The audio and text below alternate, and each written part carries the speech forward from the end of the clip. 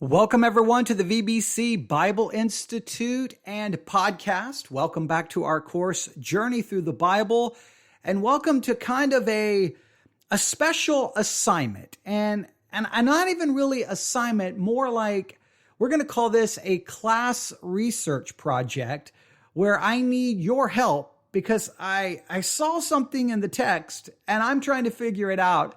And I don't know its significance yet. I know as the teacher, I'm supposed to go live and turn on the microphone and stand before people and say, hey, this is the way it is. But I've learned a long time ago when it comes to the Bible, we all think we know everything.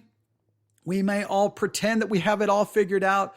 But the reality is we don't know as much as we think we do. In fact, I think the more we think we know, the more we miss.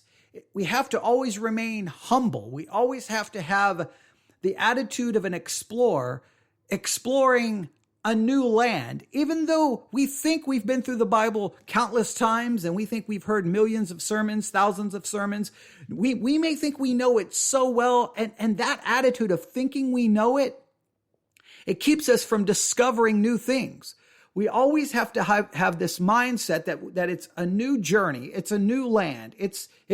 We are approaching it for the first time. We have to remain humble. We need to remain excited. And we have to have this desire to look for maybe things that we have seen before, but we never took note of. Things that we saw before, but we didn't really see them. We missed them. We overlooked them. And well, there's something in Genesis chapter 4 and Genesis chapter 5. I know we're in Genesis chapter 5 and we are desperately trying to finish Genesis chapter 5. So much has happened in the teaching of Genesis 5. It's almost as if Genesis chapter 5 is cursed, but I'm going to say that the delay in Genesis 5 may have actually turned out to be a blessing. It hasn't felt like a blessing. It has felt like a very frustrating situation, but I'm starting to think that the delay in getting through Genesis 5, if we would have gotten through it the very first time that I thought we were basically done, and I would have said, okay, that's it, we're moving on to Genesis 6, we would have missed something. And now I think we're all fortunate to go, hey, I'm glad we didn't finish it, and I'm glad that you didn't just give up on Genesis 5. I'm glad you kept reading it, because the more I kept reading Genesis chapter 5, the more I realized something. Wait, there's something here, and we've got to figure this out. So this is going to be a class research project. We're all going to work together. I'm not coming at this as the teacher. I'm coming at this as a fellow student. I'm with you. And we're going to have to work together. And I hope everyone participates because I'm going to be very interested to see what everyone discovers. Are you ready? Okay. Genesis chapter 5. Let's go to Genesis chapter 5. All right. Genesis chapter 5. If you hear a different sound, I am broadcasting from my study. I'm not broadcasting this live VBC Bible Institute session from the church because I was at the church for like 2 hours. And the internet was down. So I had to bring everything back home, which this has messed up the Wednesday evening service at Victory Baptist Church. This has messed up everything. But I'm here at my house, and guess what I'm going to do? I'm going to do this from here. I hope there's no interruptions, but we'll see if we can make it through it. But that's why there is a difference in sound, all right? Genesis chapter 5. You ready? Okay. We started working through Genesis chapter 5. We paid a lot of attention to, this is the book of the generations or the genealogy of Adam, right? And we compared that the Old Testament, in a sense, is the genealogy, the generations of Adam. The New Testament is the genealogy, the generations of Christ. We are all in the genealogy of Adam, just because we're all in Adam. Adam is the first man. We're all part of him. But if we're a part of him, we also, you know what comes along with that genealogy? Death, destruction, meaningless, vanity, all right? That's what it brings about, and Genesis 5 will point that out. However, if we're in the genealogy of Christ, and the only way we become a part of the genealogy of Christ is to be born again into the family of God, then we have life. We have eternal life. We have purpose. We have meaning. All right, so we talked about that. We talked also about, that's Genesis chapter 5, verse 1, all right? The book of the generations of Adam. we talked about this interesting phrase that in verse 3, Genesis 5:3, Adam lived 130 years and begat a son in his own likeness after his image and called his name Seth. Well, wait a minute. Why did Adam produce a child in his image? Aren't all people in the image of God? Well, we're all created in the image of God, but we know something that happened because of Adam. Being in Adam's genealogy, guess what we inherit from Adam? Because we are in that genealogy by nature. We inherit a sinful nature, which then clouds, muddies the image of God. All right. So when we are born again and we become a part of the genealogy of Christ and we become the family of God, the process there is to try to restore that image of God into a way that resembles what it's supposed to look like. But the image of Adam, the sinful nature of Adam is there. So we talked about that in some detail. I thought that would lead to a lot of questions. It hasn't, but we talked about it. Okay. We talked about the phrase starting in verse 5, and the days that Adam lived were 930 years and he died. And we talked about the reality of death.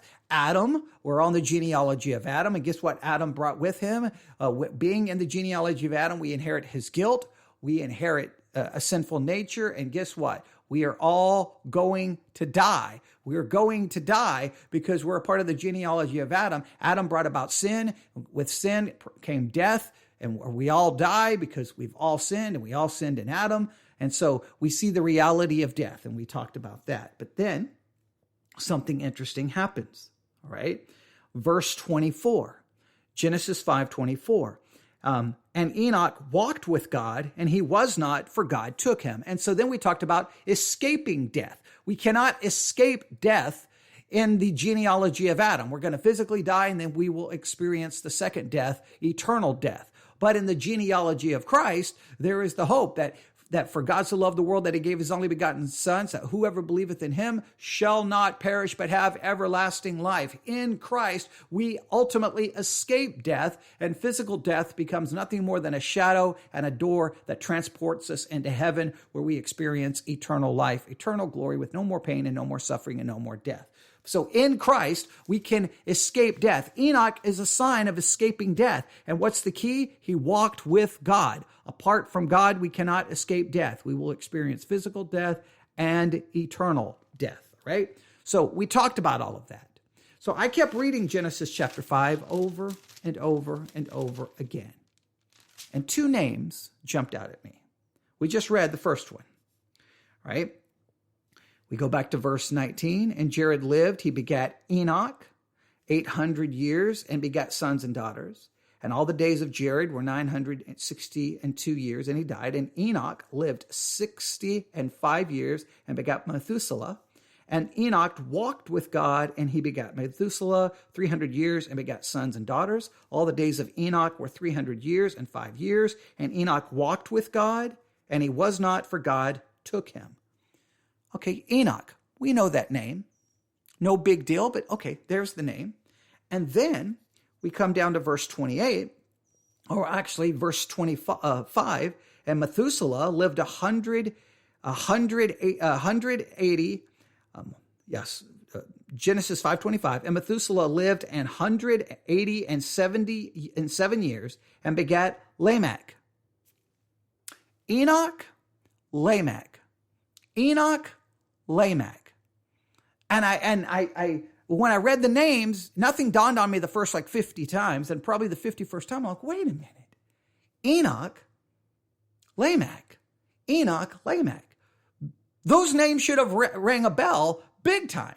I should have immediately stopped because, wait a minute, let's go back to Genesis chapter 4.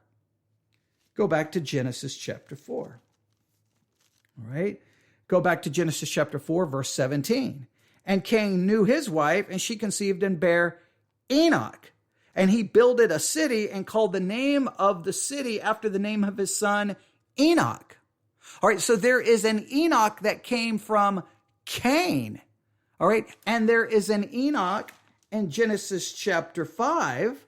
There's an Enoch from Genesis chapter 5 that, and Jared lived after he begot Enoch. There's an Enoch that comes from Jared, and there's an Enoch that came from Cain. Both the same name, all right? But both, one is in Genesis 4, one in Genesis 5.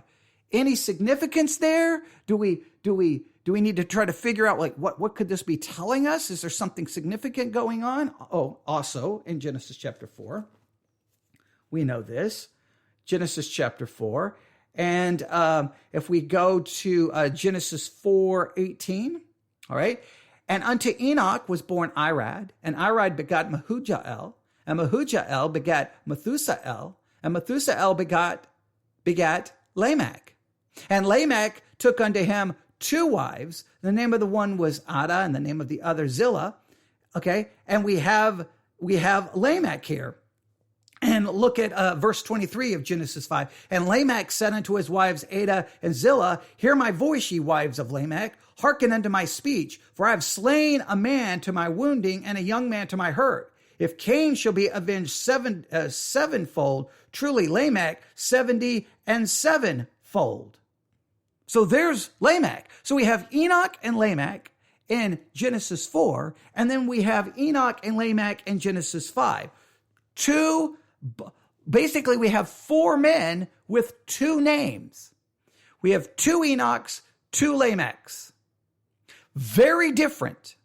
Now, is this just coincidence? Is this no big deal? Or is there something significant going on here? What is happening? Why in these kind of genealogical records, it's pointed out that there's an Enoch here, there's an Enoch here, there's a Lamech here, there's a Lamech here. What is the significance here? What is happening? Is there something going on here that requires you and me as Bible students to dig a little below the surface? Is there a spiritual lesson here? Is there a spiritual principle here? And this is very, very, very important. Is something being set up in Genesis 4 and Genesis 5 that will be absolutely critical in interpreting Genesis chapter 6? We all know we're approaching Genesis 6. We all know when we get to Genesis 6, we're going to read these words. And it came to pass when men began to multiply on the face of the earth, and daughters were born unto them, that the sons of God saw the daughters of men, that they were fair, and they took them wives of all which they chose. Now, many interpret Genesis 6:2 to mean sons of God are angels, are angelic beings. They saw the daughters of men, that they were fair. They took them wives, all of which they chose. That's how many interpret Genesis 6:2. The sons of God are angelic beings. They have fallen, and they take unto them they take unto them the daughters of men. They take them to be wives, and this begins to corrupt the human line. This causes a corruption, and so God is going to have to purify it, cleanse it, destroy people, that the human line can remain clean, so that ultimately Christ can come. That's an interpretation. But is there something going on in Genesis 4 and Genesis 5 and these genealogical records that is going to help us, or that's going to demand that we interpret Genesis 6 in a different way? Clearly, there's something going on here. We have an Enoch. We have an Enoch. We have a Lamech. We have a Lamech. They're both very different. We have interesting things. And unto Enoch was born Irad. What does Irad mean? Okay, Irad begat Mehujael. What does his name mean? Mehujael begat Methusael. What does his name mean? And Methusael begat Lamech. What does Lamech mean? Is there something going on in those list of names that come from Enoch? Now, remember, Enoch here, Cain's his father. He produces Enoch, and then he builded a city and called the name of the city after the name of his son, Enoch. That's really elevating, exalting his son. Here's my son, and I'm going to name a city after him, and I'm going to call his name Enoch. Some speculate that the Enoch in Genesis 5, right? So there's the Enoch in Genesis 4. Some speculate the Enoch in Genesis 5 was named after either this Enoch or maybe after the city. Now there's some argument. Some argue that in the Hebrew text of Genesis 4:17, it's kind of unclear. Either Cain built a city and named it after Enoch, or Enoch built a city. There's some confusion in the Hebrew text exactly how to understand it, but it seems to be something significant. Here's Enoch, and then there's a city either built by Enoch. It seems to have his name attached to it, possibly. Some refer to it as a fortress. You could try to figure out what the Hebrew term is. And then all of a sudden we have another Enoch. He's named after him.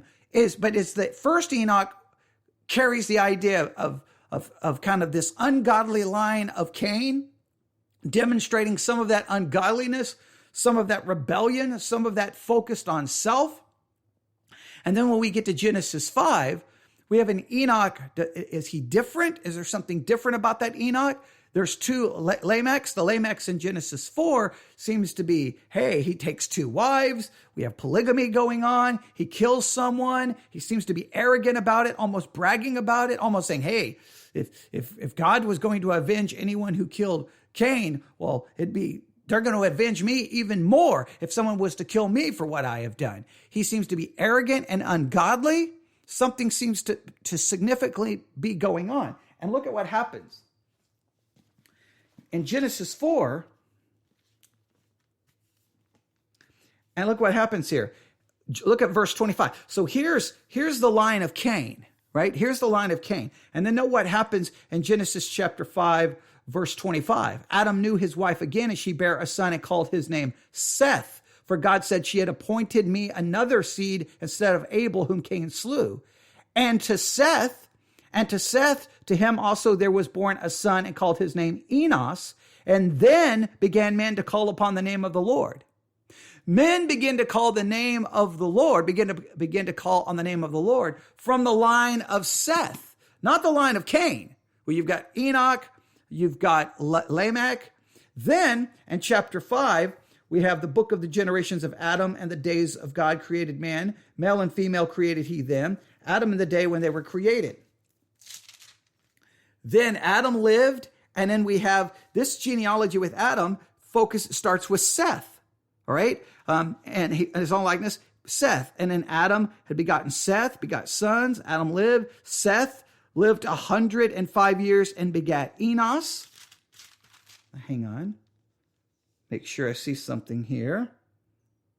Okay, no, all right. Make sure. Same Enos. All right, so we have Enos. Then Enos. And Seth lived after he begat Enos 807 years and begat sons and daughters. The days of Seth were 900. Enos lived 90 years and begat Cainan. And Enos lived after he begat Cainan. Then Cainan 70 years and begat Mahalalel. And so we have some of these very similar sounding names, but a completely different line. So we got the line of Cain. We've got the line of Seth, but the thing that's similar, so you got some names that are similar, but you got an Enoch in the line of Cain, an Enoch ultimately in the line of Seth, a Lamech in the line of Cain, and a Lamech in the line of Seth. What is the significance of that? Should we not read anything into it at all, or should we start digging in? What do you think the significance is? Now here's our assignment as a class assignment. We're all going to work together on this. What do you see in the text that possibly indicates there's something significant going on? Now, we can speculate all day. We can speculate, but we need something in the text that seems to say, hey, wait a minute, there's something going on here. There's something happening here. This is trying to signify something. This is trying to picture something. What is there any significance to it? Does it mean anything? And this is very important. Does Genesis 4 and 5, does it really lay the groundwork for how we're to interpret Genesis chapter 6?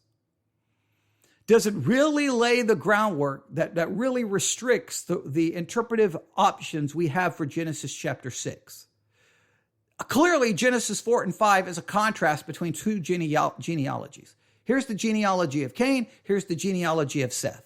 The major difference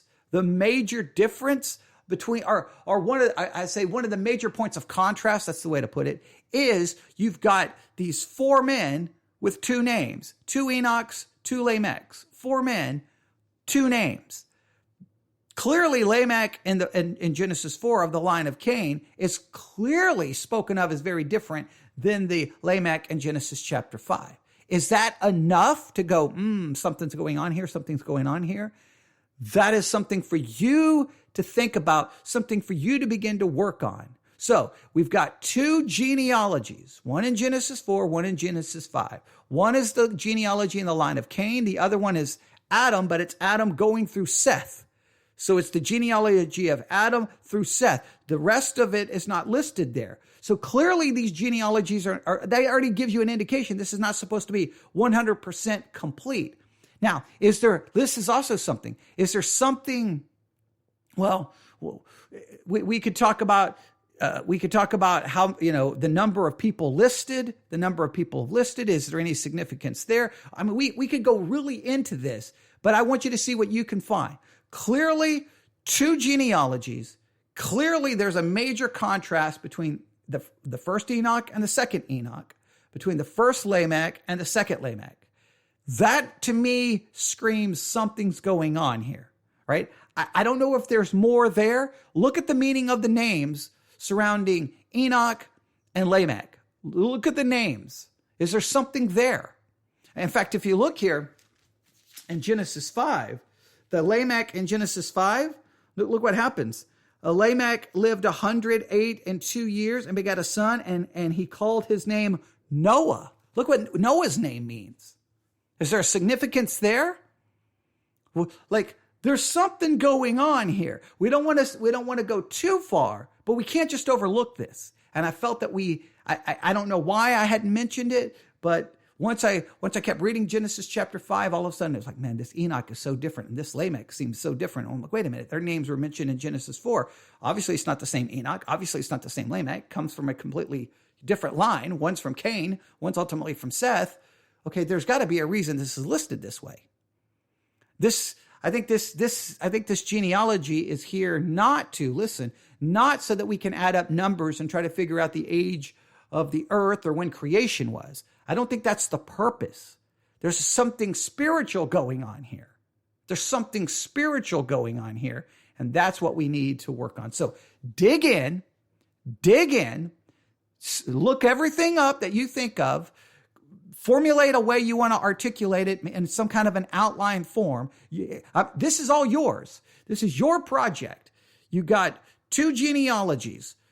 What's the significance here? What do you find? What do you see? The reason why there's, two Enochs, two Lamechs, is there something about them that's the key to understanding the two genealogies? What do you think is happening?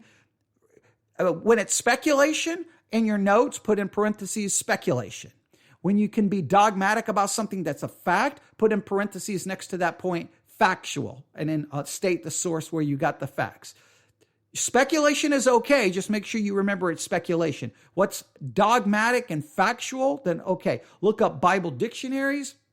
Look up everything you can, and let's see what we can discover. Send me whatever you find, whatever you discover, to newsif@yahoo.com, newsif@yahoo.com. That's newsif@yahoo.com. Members of Victory Baptist Church, in the chat. I want to see that chat filled up with your thoughts, with what you discovered, your ideas. Get together as families, talk about it. Like, okay, let's look this up. Okay, what do we know? What do we not know? And just dig in. I could be a little bit more specific here. I could do a little bit more teaching, but I just want to throw this out there because I'm interested to see what people discover, because this exercise is key before we get to Genesis 6. It's absolutely key, because Genesis 6, we're going to get all of these crazy different theories. And I think what we're discovering here may limit some of those theories and interpretive options. And if we limit the interpretive options, then we have to go with what the previous chapter leads us to. And you tell me what it's leading us to. All right, I'll stop right there. There you have it. Just a quick just wanted to do this quickly. I know I wish I could do more teaching, but I'm here at my house. And so at any moment, someone's going to knock on the door, something's going to happen, dogs are going to go crazy, and then everything will be ruined. And I don't want to ruin another session of the VBC Bible Institute, because we already had one get ruined. But that one happened at church on a Sunday. So, but no one could have predicted what would have happened. So that was a crazy day. All right. newsif@yahoo.com, newsif@yahoo.com. Get to work. Let me know what you discover. God bless.